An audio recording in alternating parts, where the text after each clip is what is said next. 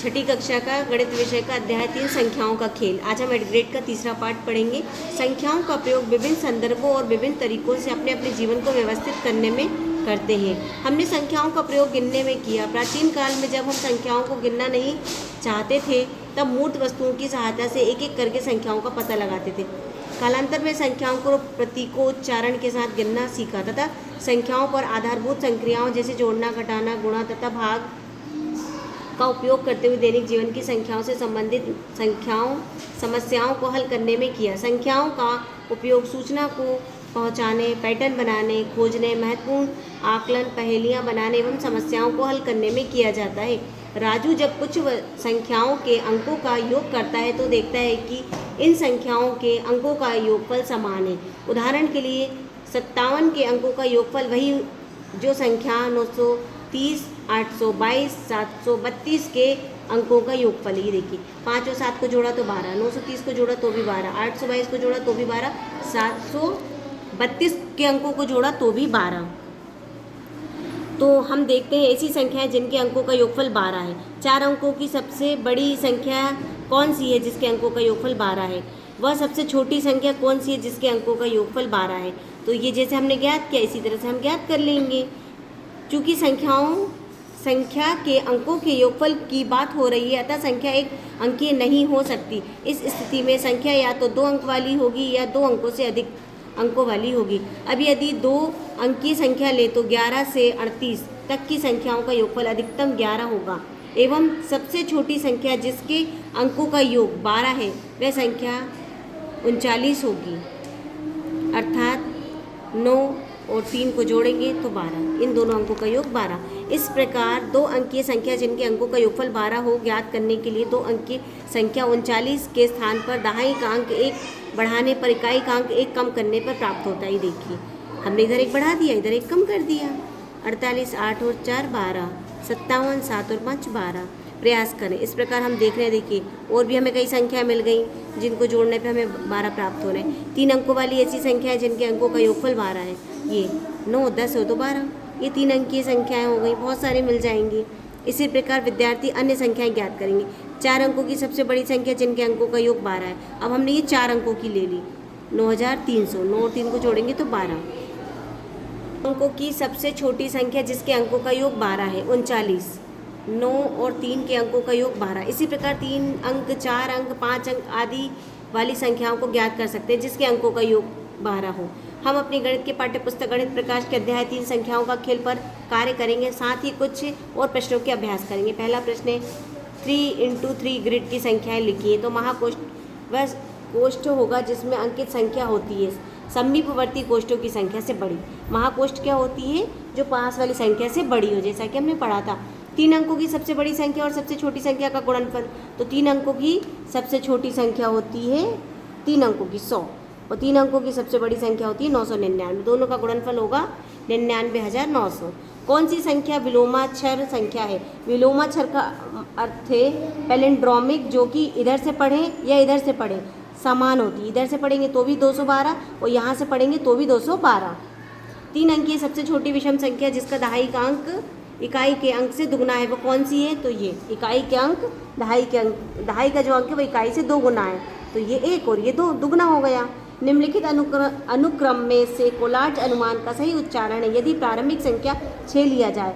Collage अनुमान का अर्थ होता है कि अगर पहली संख्या सम संख्या है तो हम उसको आधा करेंगे और दूसरी संख्या यदि विषम संख्या है तो उसको 3 गुना करके, तो ये 6 था, आधा किया 3, 3 का 3 गुना करेंगे 9 और 1 10, फिर ये सम संख्या आ गई तो ये 5। तो ये कोलार्ज अनुमान का सही उदाहरण है। कुल कितनी संख्याएं होती हैं? तो 3 अंकों वाली कुल 900 संख्याएं होती हैं। 3 अंकों की सबसे बड़ी संख्या होती है 100 और 3 अंकों की सबसे छोटी संख्या 100 और सबसे बड़ी संख्या 999। तो 999 से हमने 100 घटाया तो ये आ जाए और प्लस 1 तो ये आ गई 900। संख्या 6174 को कापरेकर स्थिरांक कहा जाता है। 5 अंकों की सबसे बड़ी संख्या में 1 जोड़ने पर हमें 1 लाख प्राप्त होता है। संख्याओं को बाएं से दाएं और दाएं से बाएं एक जैसा पढ़ा जाता है। ऐसी संख्याओं को पैलिंड्रोमिक या विलोमाक्षर संख्या कहते हैं। संख्या 454 के अंकों का योग, इन तीनों को जोड़ेंगे 4 4 8, 8 और 5 13 होता है। यदि प्रारंभिक संख्या 10 हो तो कोलाज अनुमान के अनुसार अगला पद 5 होता है। 39,800। इसे हमें 40,000 से घटा के किस प्रकार बनाएंगे हम? तो 40,000 से हम 800 घटाएंगे और उसमें हम 300 को 2 बार जोड़ देंगे तो ये हो जाएगा 39,800। अगला प्रश्न, अंक 5, 9, 2, 6 किसी एक अंक को 2 बार प्रयोग करके 4 अंकों की सबसे बड़ी संख्या बनाइए। तो हम बड़ी संख्या बनाना था हमें, तो सबसे बड़ी संख्या को हम 2 बार दोहराएंगे और 9,965 4 अंकों की सबसे बड़ी संख्या हमने बनाई। सर्वप्रथम अंकों को अवरोही क्रम में व्यवस्थित करते हैं। अवरोही क्रम में सबसे पहले बड़ा और उससे छोटे छोटे क्रमानुसार। तो इस प्रकार की जो हम संख्या बनाते हैं वो होती है सबसे बड़ी संख्या। 3x3 ग्रिड में कितने महाकोष्ठ हैं? तो हम इसमें देखेंगे कितने महाकोष्ठ हैं। तो महाकोष्ठ का अर्थ होता है कि कोई भी संख्या आजू बाजू वाली संख्या से अगर बड़ी है तो वो महाकोष्ठ कहलाती है। जैसे ये इन तीनों से बड़ी है तो महाकोष्ठ है, ये इससे बड़ा है तो महाकोष्ठ है, 8 3 से बड़ा है तो ये महाकोष्ठ है, 4 से बड़ा है तो ये महाकोष्ठ है।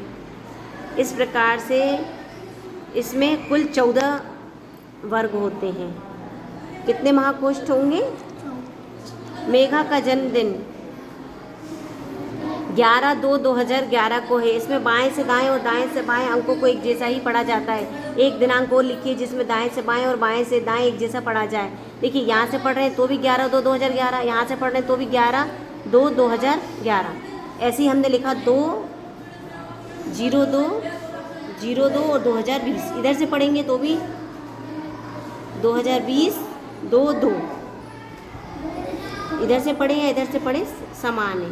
5 अंकों की 2 संख्याओं को घटाकर 5 अंकों की संख्या प्राप्त कीजिए।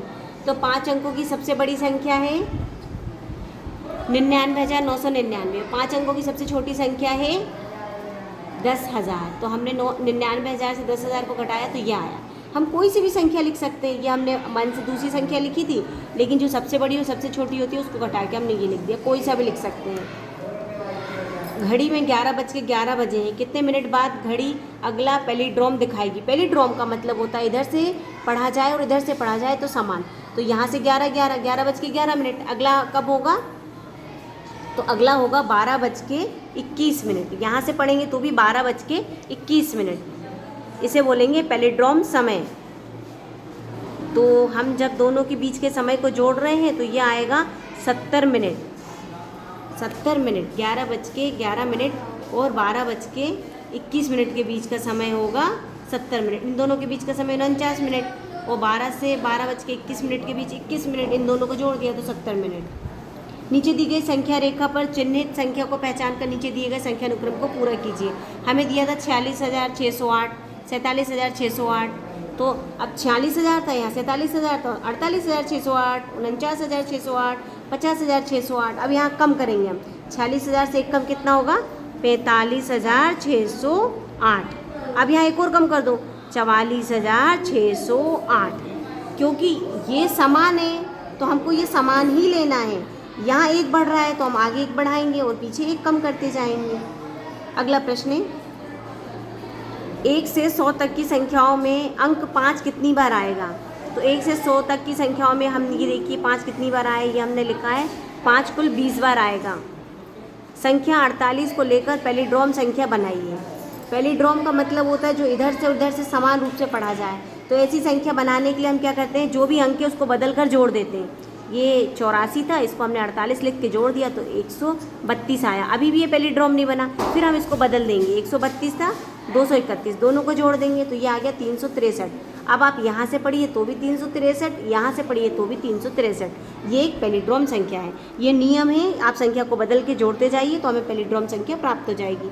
4 अंकों की सबसे बड़ी संख्या बनाइए जिसके अंकों का योग 14 हो।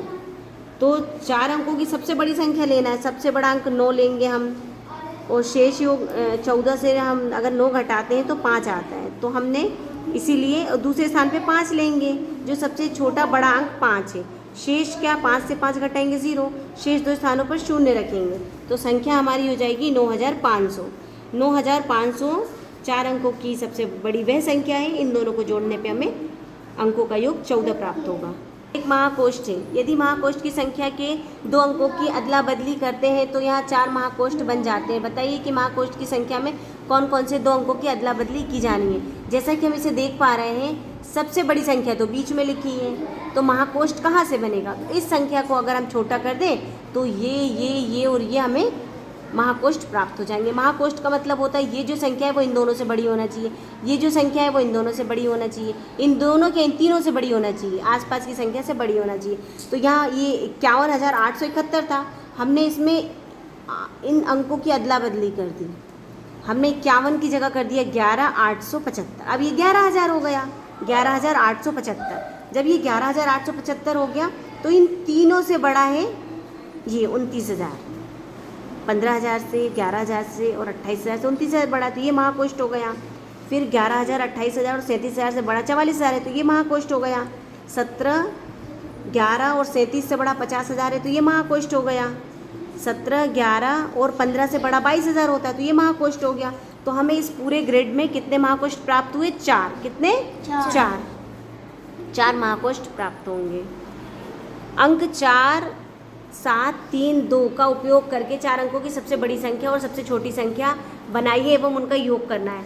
तो हमें कभी भी बड़ी संख्या बनाने के लिए उसे अवरोही क्रम में लिखते हैं, तो हमने अवरोही क्रम में लिख दिया, ये बड़ी संख्या प्राप्त हो गई।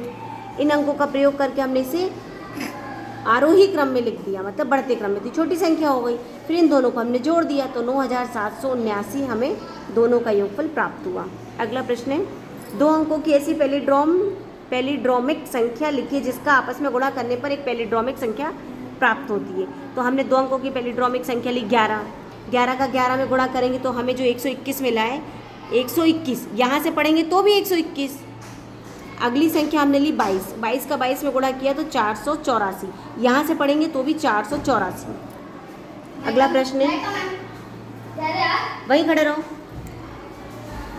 कि सबसे बड़ी तथा सबसे छोटी पैलिड्रोम विलोमाक्षर संख्या का योगफल ज्ञात कीजिए। तो 4 अंकों की सबसे बड़ी पैलिड्रोम विलोमाक्षर संख्या है 9,999। 4 अंकों की सबसे छोटी पैलिड्रोम संख्या क्या है? 1001। अब इनका योगफल ज्ञात करना है, तो हमने दोनों को जोड़ दिया तो आ गया 11,000। कितने चरण में कापरेकर स्थिरांक पर पहुंच जाएंगे? कापरेकर हम जानते हैं कि 6,174 संख्या होती है, तो हम इस अंकों से बड़ी संख्या बनाएंगे और इन्हीं अंकों से एक छोटी संख्या बनाएंगे, उन्हें घटाएंगे तो हमें वो संख्या प्राप्त होना चाहिए, नहीं हुई प्राप्त। अब इन अंकों से हम बड़ी संख्या बनाएंगे, छोटी संख्या बनाएंगे, घटाएंगे तो हमें ये प्राप्त होगा। फिर इन अंकों से हम एक बड़ी संख्या बनाएंगे, एक छोटी संख्या बनाएंगे, दोनों को घटाएंगे, हमें कापरेकर स्थिरांक प्राप्त नहीं हुआ। इन अंकों से अब हम बड़ी संख्या बनाएंगे, छोटी संख्या बनाएंगे और उन्हें घटाएंगे तो कापरेकर स्थिरांक अभी भी प्राप्त नहीं हुआ। फिर हम क्या करेंगे? इन अंकों से फिर बड़ी संख्या बनाएंगे, छोटी संख्या बनाएंगे और घटाएंगे। तो सबसे बड़ी संख्या क्या है इसमें? 7, तो पहले 7 लिखेंगे, फिर उससे छोटी 6, फिर उससे छोटी 4, फिर 1, बड़ी संख्या बन गई। अब छोटी संख्या बनाने के लिए सबसे पहले हम 1 लिखेंगे, फिर 4, 6 और 7। बड़ी संख्या को हम अवरोही क्रम में लिखते हैं, अंकों को तो बड़ी संख्या प्राप्त होती है, और अंकों को जब हम आरोही क्रम में लिखते हैं तो हमें छोटी संख्या प्राप्त होती है। बड़ी से छोटी घटाएंगे तो 6,174 हमें प्राप्त हो गया, जो कि कापरेकर स्थिरांक कहलाता है। यह हमें 6 चरणों में प्राप्त हुआ, 1, 2, 3, 4, 5, 6, 6 चरणों में हमें कापरेकर स्थिरांक प्राप्त हुआ। अगला प्रश्न, 21 का खेल जीतने के लिए आपके द्वारा क्या रणनीति बनाई जाएगी? तो हम इस प्रकार से उसके स्थिरांक प्राप्त करना चाहेंगे। कार्तिक और संध्या ने खेले खेल, तो ये एक पैटर्न लिखा हुआ है, लेकिन संध्या ने सीधे 3 में 3 जोड़ती गई, कितनी बार? 7 बार।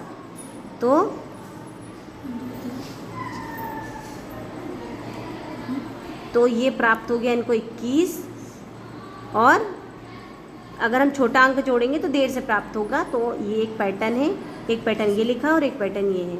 अगला प्रश्न है, अंक 3, 4, 5 की सहायता से बनने वाले 3, 4 और 5 अंकों की 3 पैलिड्रोमिक संख्या लिखनी है। सबसे पहले हम 3 अंकों की 3 से बनने वाली 333, 343, 353, हम इधर से पढ़ेंगे तो भी वही। 4 अंकों की 4,444, 1,001, 2,002 या 5,005 या फिर 3,003। 3 अंकों 4 अंकों की हो गई पैलिड्रोमिक संख्या। इधर से पढ़े या इधर से पढ़े समान है। अब 5 अंकों की, 5 अंकों की या तो हम 5 बार 3 ले लें, 33,333, 55,455, इधर से पढ़ेंगे तो भी 55,455, 55,555, इधर से पढ़ेंगे तो भी 55,555। इस प्रकार से 3 का और 4 का और 5 का प्रयोग करके 3 अंकों की, 4 अंकों की और 5 अंकों की पैलिड्रोमिक संख्या। 50 से शुरू करके कोलार्ज अनुमान के अनुक्रम को लिखिए जिसका अंतिम पद 1 होगा। सबको पता है कोलार्ज अनुमान का अंतिम पद 1 होता है ना, हमने सीखा था। तो जब सम संख्या होती है तो हम क्या करते हैं, 2 का भाग देते हैं, और विषम संख्या होती है तो 3 का गुणा करके 1 जोड़ते हैं। तो जब 50 है तो हमने इसको आधा किया, 25 आया तो हमने इसका 3 गुना किया और 1 जोड़ दिया, तो कितना आया 76। फिर हम 76 सम संख्या आ गई, आधा कर दिया 38 को आधा किया 19। अब ये विषम आ गई, 3 का गुना करके 1 जोड़ा हमने 57 आ गया, 57 में 1 जोड़ा 58 आ गया। अब विषम सम संख्या आ गई, आधा कर दिया 29 आ गया, 29 में 2 का भाग दिया, 28 में हम 29 आया तो हम इसमें 29 में क्या करेंगे, 3 का गुणा करेंगे और 1 जोड़ देंगे, तो ये हो गया 88 सम संख्या आ गई। आधा करेंगे 44 को आधा करेंगे 22 को आधा करेंगे 11। अब विषम संख्या आ गई तो 3 गुना करके 1 जोड़ देंगे 34, फिर आधा करेंगे 17 का 3 गुना करके 1 जोड़ेंगे तो 52 आएगा। फिर 52 को आधा करेंगे 26 को आधा करेंगे 13। फिर विषम संख्या आ गई, विषम संख्या को 3 गुना करके 1 जोड़ना है, तो ये आ गई 40 को आधा करेंगे 20 को आधा करेंगे 10 को आधा करेंगे 5 आ गई, 5 को 3 गुना करके 1 जोड़ेंगे 16 को आधा करेंगे 8 को आधा करेंगे 4 को आधा करेंगे 2 को आधा करेंगे 1। इस प्रकार से हमने इतने अनुक्रम बनाए और ये हमें पैलिड्रोमिक संख्या प्राप्त हुई। 50 से शुरू करके कोलार्ज अनुमान को 1 तक ले जाना था, तो 50, 25, 76, 38, 19, 29, 88, 44, 22, 11, 34, 17, 52, 26, 13, 40, 20, 10, 5, 16, 8, 4, 2, 1, ये हमें 1 प्राप्त हो गया। अंतिम प्रश्न है, पहेली को हल कीजिए। मैं एक 5 अंकों की पैलिड्रोम संख्या हूँ, मैं एक विषम संख्या हूँ, मेरा दहाई का अंक इकाई के अंक से 3 गुना है। मैं एक विषम संख्या हूँ तो हमने मान लिया विषम संख्या 1 है। मेरा दहाई का अंक इकाई के अंक से 3 गुना है, तो इकाई मान लिया 1, दहाई हो गया 3। इसके बाद लिखा है सैकड़े का अंक 2 गुना है, तो 3 का 2 गुना 6 हो गया। अब हमें संख्या बनानी है 5 अंकों की, तो हमने इकाई का अंक लिया, उससे दुगुना लिया, फिर उससे दुगुना अंक, इकाई का अंक उससे 3 गुना, फिर उसका 2 गुना। अब हमें 5 अंकों की बनानी है, तो यहाँ 3 था तो हमने यहाँ भी 3 ले लिया, यहाँ 1 था तो यहाँ भी 1 ले लिया। अब ये देखो, यहाँ से पढ़ेंगे तो 13,631, यहाँ से पढ़ेंगे तो 13,631, जो कि एक 5 अंकों की पैलिंड्रोम्स या विलोमाक्षर संख्या है।